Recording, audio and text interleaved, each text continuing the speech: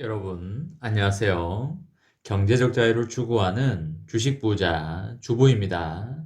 저와 함께 삼성전자 장기 투자로 행복한 노후를 만들어 가실 분은 구독과 좋아요를 눌러주시면 감사하겠습니다.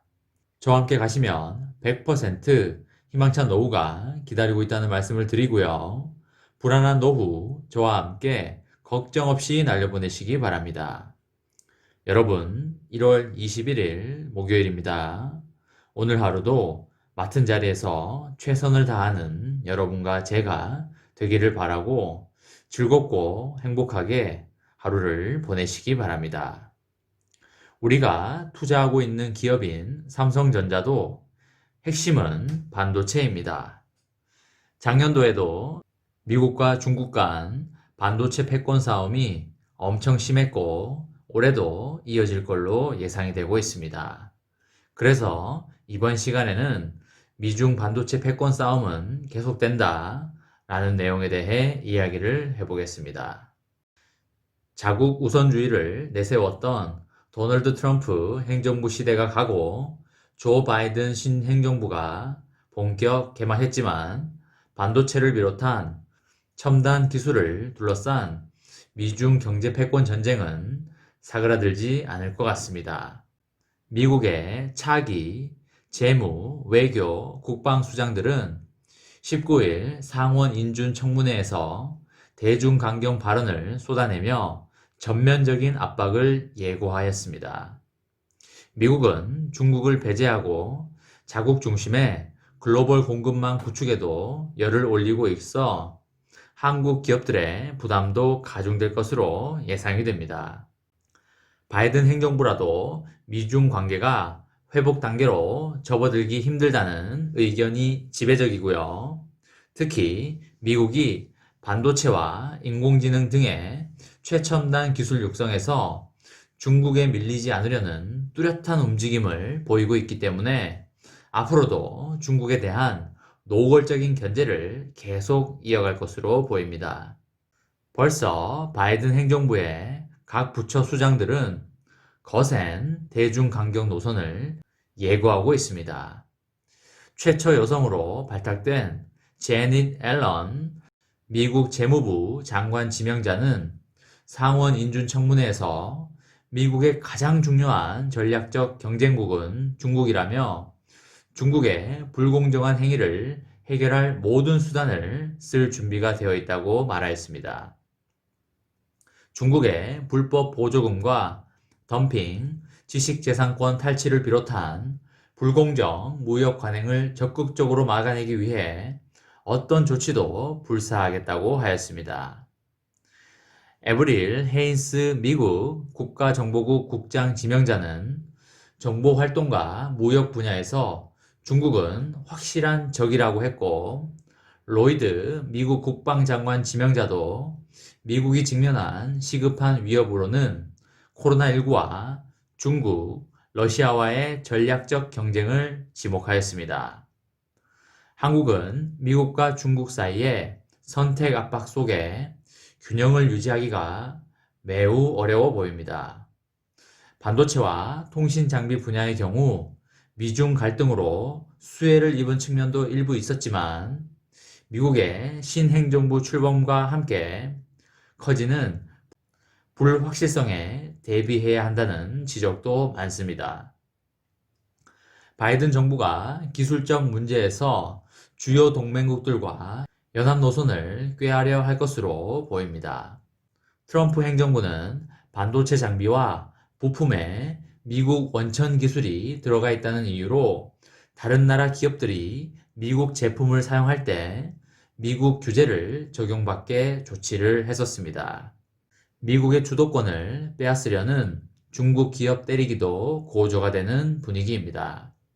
최근에는 미국 기술을 턱 밑까지 쫓아온 화웨이를 견제하기 위해서 화웨이에 반도체 칩을 공급하고 있는 인텔 등 미국 반도체 기업들의 라이선스를 취소를 했고요. 화웨이에 대한 수출도 금지를 하였습니다.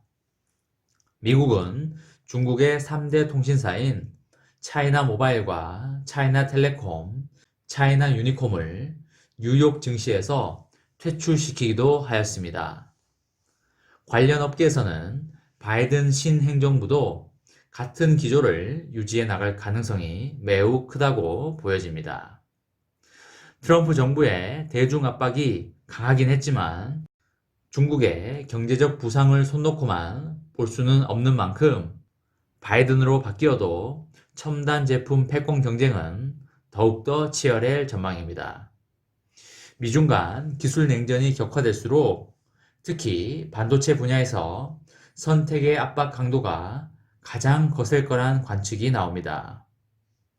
한국이 반도체나 배터리 등에서 독보적인 기술을 갖추고 첨단 기술 투자 확대로 자생력을 키워야 할 것 같습니다. 전체 반도체 시장의 30%를 차지하는 메모리 반도체의 경우 한국이 강한 경쟁력을 확보하고 있는 만큼 제재 대상에서 비껴갈 것으로 보이고요. 4차 산업혁명이 본격화되고 5세대 이동통신 기반의 사업 활성화, 디지털 경제로의 전환으로 메모리 반도체 시장은 더욱 호황일 것으로 전망이 됩니다. 문제는 시스템 반도체 등의 비메모리 분야입니다. 이 분야에서 대만의 TSMC와 미국의 퀄컴, 일본의 소니 등에서 밀리고 있습니다. 파운드리 분야 경쟁도 격화되는 추세고요. 5세대 스마트폰에 필요한 애플리케이션 프로세서 AP를 대량 생산할 수 있는 업체는 TSMC와 삼성전자 단 두 곳뿐입니다. 전문가들은 삼성전자가 맹추격 중인 파운드리 분야에서 경쟁 업체와 기술 속도 경쟁에서 밀리지 않기 위해 과감한 투자가 필요하다고 강조하고 있습니다. 5세대 기반 시장이 굉장히 커질 것으로 예상이 되는 만큼 누가 먼저 투자하는지가 중요한 문제로 보이고요.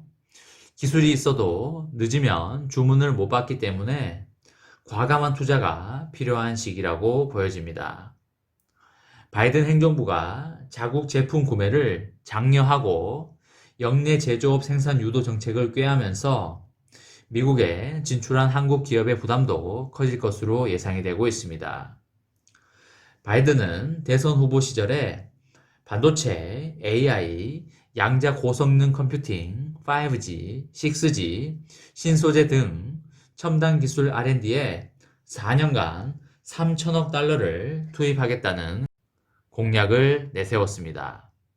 미국 의회는 자국 내에 반도체 제조시설을 짓는 기업에 250억 달러 보조금을 지급하는 법안도 발의한 상태입니다. 앞서 말씀드렸듯이 조 바이든 차기 미국 행정부에서도 반도체를 비롯한 첨단 기술을 둘러싼 미중 패권 전쟁이 가열될 것이라는 분석이 유력합니다. 미국 패권의 핵심은 누가 먼저 최첨단 기술을 먼저 장악하느냐에 달려 있다는 공감대가 정파를 초월하여 형성되어 있기 때문입니다. 그런 만큼 미국은 첨단 기술 육성에 바짝 고삐를 죄는 한편 반도체, 인공지능, 양자 컴퓨팅의 분야에서 중국에 대한 노골적인 견제에 나설 가능성이 커 보입니다. 중국도 정보기술기기에 들어가는 히토류 등의 자원 무기화, 엔비디아, AMD 등의 미국 기업의 인수합병에 반대할 가능성이 있어 보입니다. 바이든 행정부가 첨단 기술 문제에도 주요 동맹국들과 연합을 형성할 것이고 내 편, 남의 편을 가르는 줄 세우기를 통하여 글로벌 서플라이 체인에서 중국을 배제시키는 전략을 구사할 것으로 보입니다. 이미 중국 파운드리 SMIC는 네덜란드 ASML로부터 극자외선 노광 장비를 수입하지 못하고 있고 화웨이는 첨단 모바일 애플리케이션 프로세서를 대만의 TSMC에서 만들지 못하고 있는 상태입니다. 도널드 트럼프 행정부는 반도체, 장비 부품 등에 미국의 원천 기술이 녹아있다는 이유로 다른 나라 기업이 미국 제품을 사용할 경우에 예외 없이 미국 규제를 받게끔 조치를 했었고, 바이든 차기 정부도 안보 및 기술 보안을 이유로 이런 기조를 유지해 나갈 게 틀림없어 보입니다. 바이든 정부는 자국 반도체 산업 육성에도 속도를 낼 것으로 보이고요. 미국 의회는 자국에 반도체를 짓는 기업에 250억 달러, 우리 돈 약 28조 원의 보조금을 지급하는 반도체 진흥법을 만드는 데 합의를 했고, 여기에는 미국이 엔비디아, 퀄컴 등 팹리스 위주라 유사시 제조에 어려움을 겪을 수 있다는 판단이 녹아있어 보입니다. 미국 정부가 애리조나주에 5나노 공장을 짓도록 TSMC를 압박하여 결국 이를 관철시킨 것도 같은 맥락으로 보입니다. 중국의 대응도 만만치가 않습니다. 중국 정부는 지난해 차세대 기술의 세계 표준을 정립하기 위한 중기 전략인 중국 표준 2035의 초안을 마련을 했고요. 특히 오는 2025년까지 5세대망, 데이터 센터 등 신인프라 건설에 1조 2천억 위안, 우리 돈 약 205조 원을 투자하기로 하였습니다. 중국 정부가 앞으로 엔비디아의 ARM 인수에 반대하는 등 양국 간의 갈등이 어떤 식으로든 나타날 수 있을 것 같습니다. 이번 시간에는 미중 반도체 패권 싸움은 계속된다 라는 내용으로 이야기를 해보았습니다. 저와 함께 삼성전자 장기 투자로 행복한 노후를 만들어 가실 분은 구독과 좋아요를 눌러주시면 감사하겠습니다. 저와 함께 가시면 100% 희망찬 노후가 기다리고 있다는 말씀을 드리고요. 불안한 노후 저와 함께 걱정 없이 날려버리시기 바랍니다. 이번 영상은 여기까지 하겠습니다. 시청해주셔서 감사합니다.